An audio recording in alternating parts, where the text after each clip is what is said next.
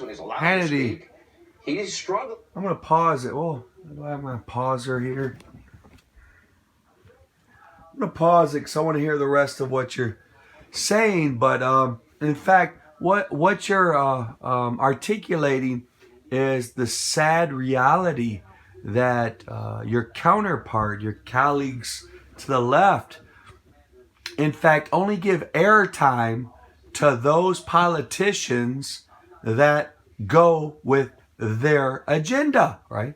That go, that fit their story. That I watched the 2020 presidential election thing really closely. The DNC nomination for president, and in fact, when all the candidates came out,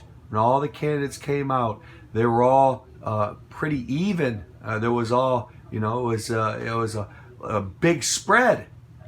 In fact, MSNBC picked the winner even before they showed that, because in fact the next day they showed a Joe Biden in front of a seal and made him look presidential and let him give a speech.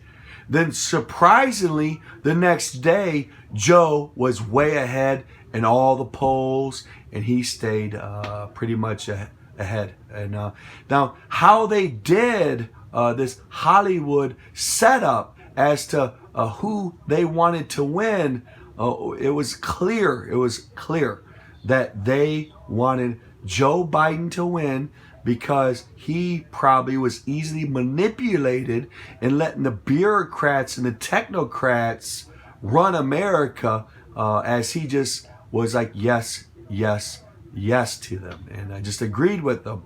And it's something that the left's candidates can't stand the heat. You see a Trump, sharp, articulate, interesting, polarized. I mean, he's a lot of things. He's a lot of things. But Joe Biden does little video clips or reading teleprompters, and he falls into that. Oh, I lost my spot. What was I? He falls into a lot of faux pas.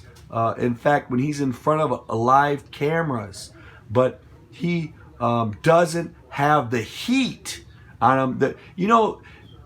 God does this. It's like you put metal through a forge. You put the heat on it. It makes steel the hardest. It's like coal. You put pressure on it. It becomes a diamond. Well, most of the Democrat candidates are still in the coal state. They haven't had that real worldwide, global, live press conference heat on them, and to them to learn to stand out and be comfortable in front of a live TV. As to oppose to the Republicans, they have to stand on their own and really go through the heat and the fire. But see, the media just takes a one little clip of somebody like an Omar and makes him a superstar. And if you really listen to him, you're like, how the hell did they get in politics? They're not that good. They're not that good.